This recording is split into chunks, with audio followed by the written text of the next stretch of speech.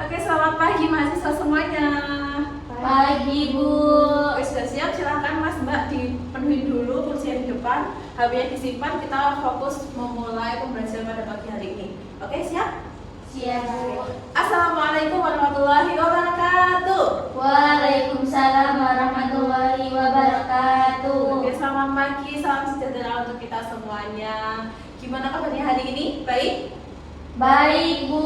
Baik. Sudah sarapan? Sudah. Sudah, oke, sip, bagus. Jadi kalau sudah sarapan artinya sudah siap untuk belajar dan fokus materi pada hari ini. Oke, sebelum kita mulai, marilah kita awali dengan membaca basmalah bersama. Bismillahirrahmanirrahim. Oke, presentasi dulu ya teman-teman ya. Baik. Oke, presentasi dulu. Siapa teman kalian yang belum hadir pada hari ini? Lintang. Lintang, terus Zahra. Zahra. Sudah? Sudah. Baik. Oke, saya ucapkan terima kasih kepada seluruh mahasiswa yang pagi ini sudah berangkat dengan tepat waktu dan sesuai dengan aturan, menggunakan rok dan juga menggunakan baju yang rapi. Oke, sebelumnya sebagai dosen baru saya ingin memperkenalkan diri dulu karena ada pepatah tak kenal maka tak Saya. Perkenalkan, nama saya Mas Atu Zahra. Silahkan teman-teman mahasiswa semuanya bisa memanggil saya Zahra. Kemudian asal saya dari Bantul, Yogyakarta. Ada yang tahu Jogja? Tahu, Ya, Bu. saya dari Yogyakarta. Kemudian riwayat pendidikan saya S1-nya di Universitas Ahmad Dahlan, kemudian S2-nya di Universitas Negeri Yogyakarta. Kemudian konsentrasinya matematika. Maka dari itu di kampus Universitas Muhammadiyah Pringsewu ini saya diamanahi menjadi dosen matematika dasar di program studi pendidikan dulu sekolah dasar. Nah, oleh karena itu saya meminta dan mengajak mahasiswa semuanya untuk aktif dan juga melaksanakan pembelajaran dan memahami pembelajaran bersama matematika dengan baik pada mata kuliah saya. Gitu ya. Menjelaskan kriteria penilaian dulu. Yang pertama yaitu partisipasi kelas. Maka silahkan Mbak mahasiswa semuanya aktif ketika pembelajaran saya karena nanti akan ada poin plus kepada mahasiswa yang aktif. Kemudian juga presentasi. Nah, nanti kita juga akan ada sesi presentasi per kelompok, kemudian tugas, UTS dan juga UAS. Jadi silakan dapatkan nilai sebaik-baiknya supaya IPK kalian juga bisa baik. Ini adalah 3 sumber referensi yang akan kita gunakan selama belajar matematika bersama saya, yaitu buku dari Musser Burger yang biru, kemudian buku dari Spiegel dan juga buku dari Charles H.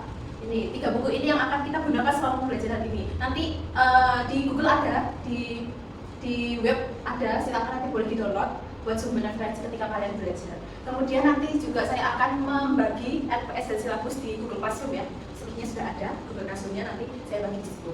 Kalau begitu kita mulai pembelajaran pada hari ini. Oke. Materi kita pada hari ini yaitu tentang operasi hitung bilangan bulat. Tentunya Mas Mbak sekalian sudah pernah mempelajari ini di SD, SMP, SMA, betul? Oke, operasi bilangan bulat. Bilangan, apa itu bilangan? Angka. Angka, oke, ada angka, apalagi? Pengukuran. Pengukuran, oke, angka, pengukuran, oke, ada lagi? Hitung menghitung. Hitung menghitung, oke, betul. Semua yang Mas Mbak sampaikan itu termasuk dalam makna dari bilangan. Pada hari ini kita akan belajarnya bilangan bulat pada penjumlahan dan pengurangan. Oke. Bilangan, apa itu bilangan? Bilangan itu merupakan konsep angka dalam matematika yang digunakan untuk menghitung, mengukur, kemudian menunjukkan jumlah atau urutan. Ya, betul atau salah? Betul. Contohnya di dalam kelas ini ada berapa orang? 1, 2, 3, 4, 5. Itu menghitung atau bukan? Menghitung. Ya, menghitung. Mengukur jarak dari meja ke tembok. Apakah itu mengukur? Iya. Ya. Menunjukkan jumlah atau urutan. 1, 3, 5, 7 itu urutan himpunan bilangan ganjil, betul. Itu materi kemarin kalau nggak salah ya. Iya.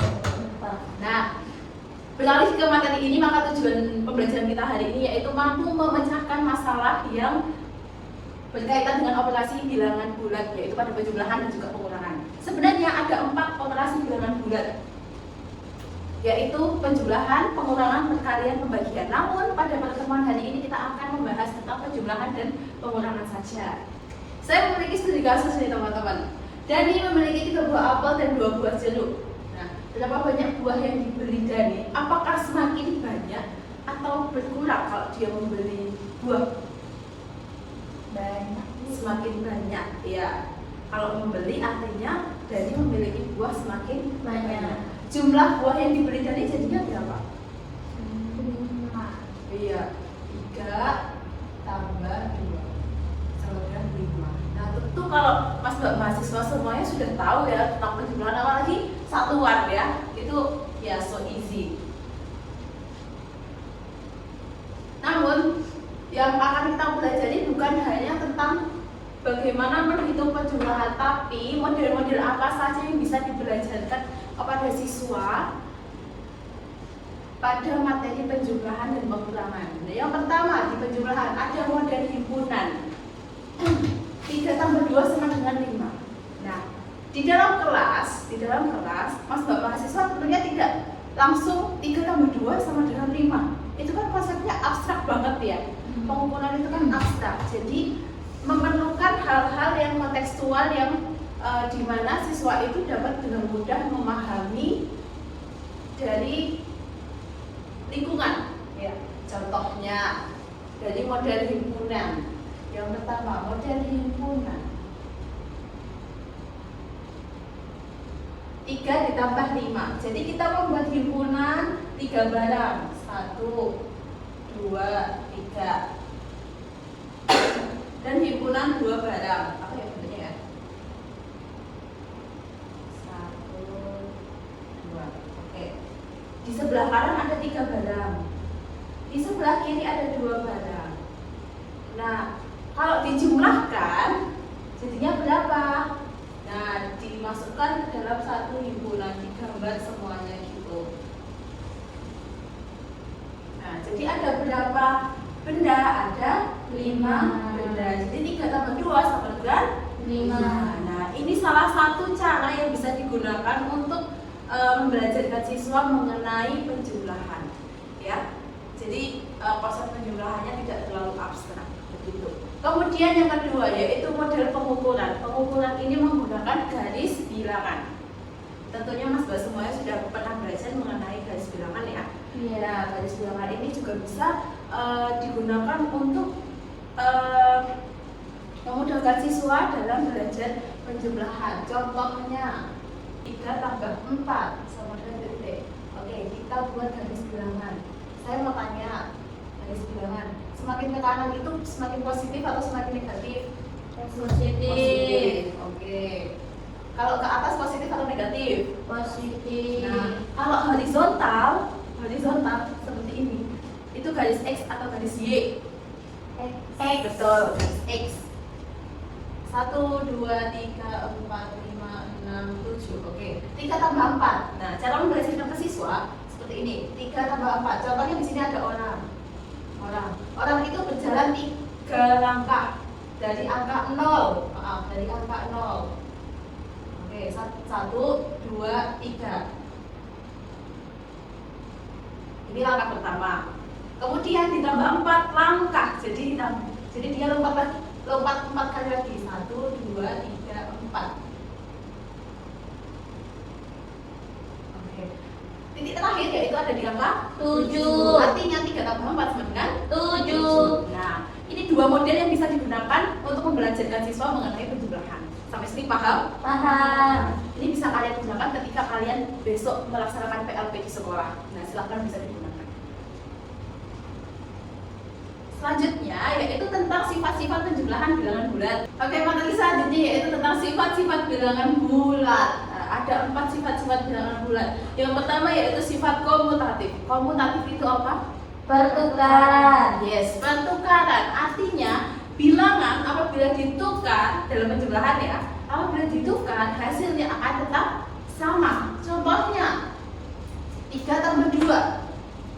3 tambah 2 sama dengan 5. Kalau dibalik 2 ditambah 3 5. 5. Ini sama ya. Kalau ini yang di sini, yang ini yang di sini, hasilnya juga Sama. 5. Oke.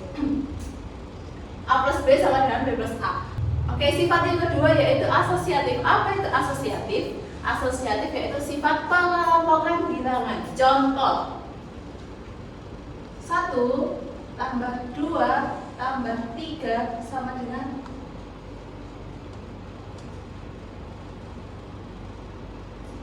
1 ditambah buka huruf 2 tambah 3.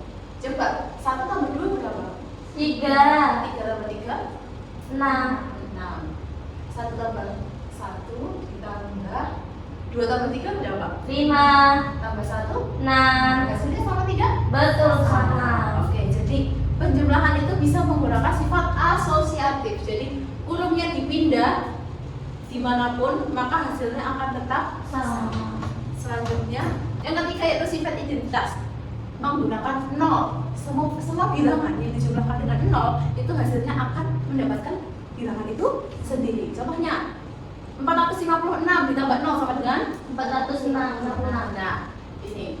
Baik, kita lanjutkan materi selanjutnya yaitu tentang pengurangan. Yang kedua yaitu pengurangan. Kita masuk ke gimana sih cara kita membelajarkan siswa mengenai pengurangan, ya.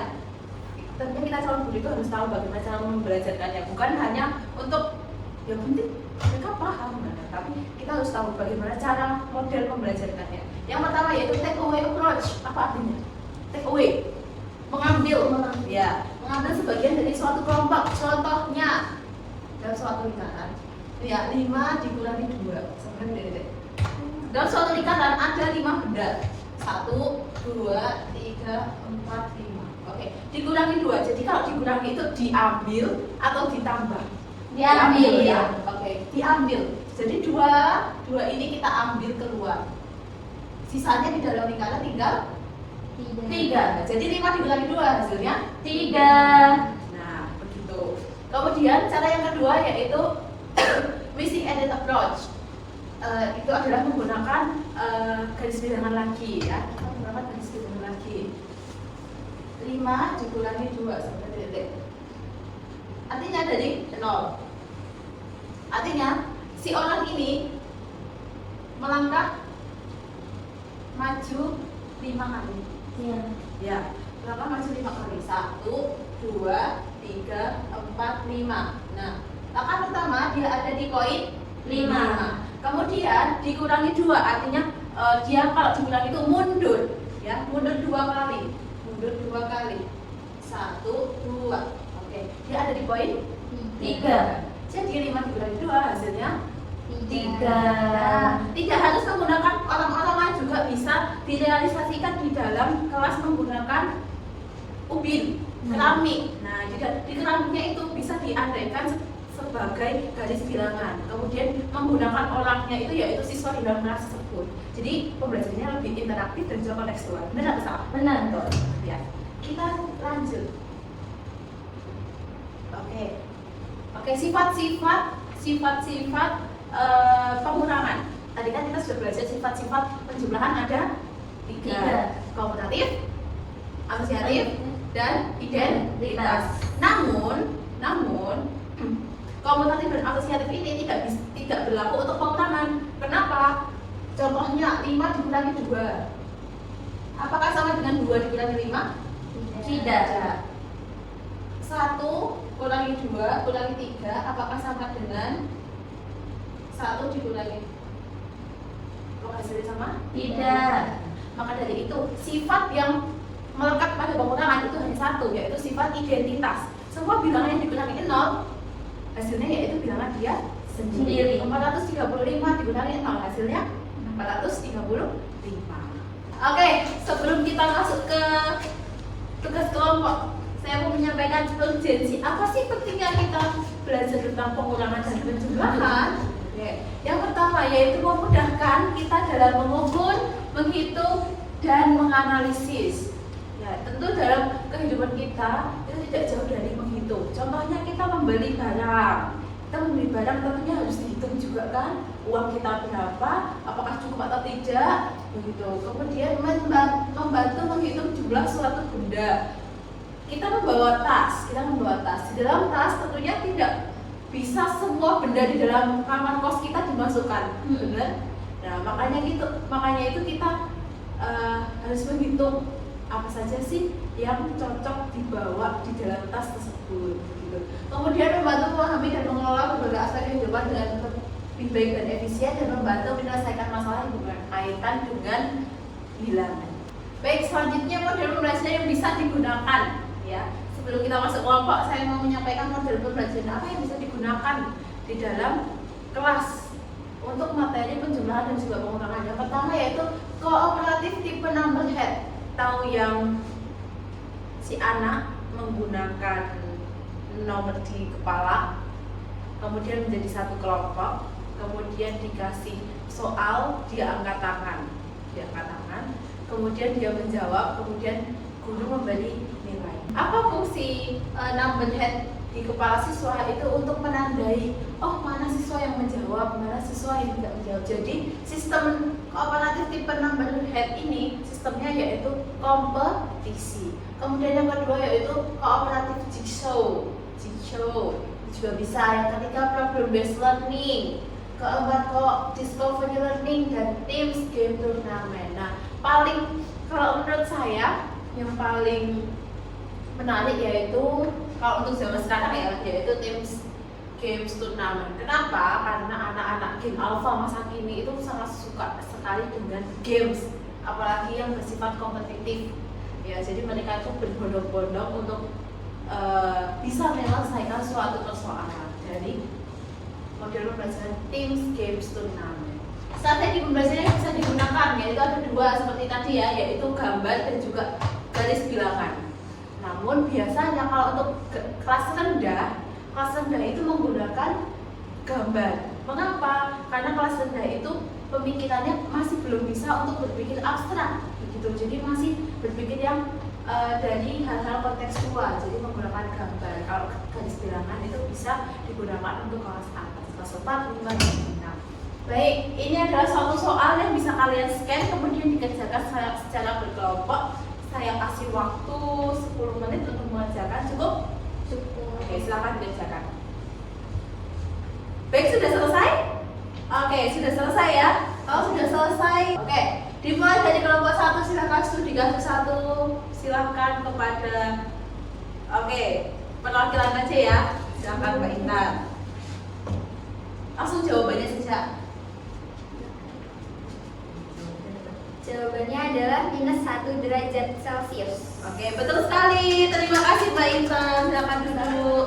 Baik, kita hari ini sudah belajar tentang operasi bilangan, bulat, penjumlahan, dan pengurangan. Dalam penjumlahan ada 3 sifat, yaitu sifat komutatif, asosiatif, dan identitas. Kemudian cuma ada satu sifat bilangan, satu sifat pengurangan, yaitu sifat identitas. Ada model pembelajaran yang bisa strategi pembelajaran yang bisa digunakan yaitu gambar dan garis bilangan. Nah, semoga apa yang saya sampaikan ini bisa kalian implementasikan di kelas nanti dan juga bisa menambah pemahaman kalian tentang bagaimana cara mengajarkan konsep abstrak kepada siswa. Begitu.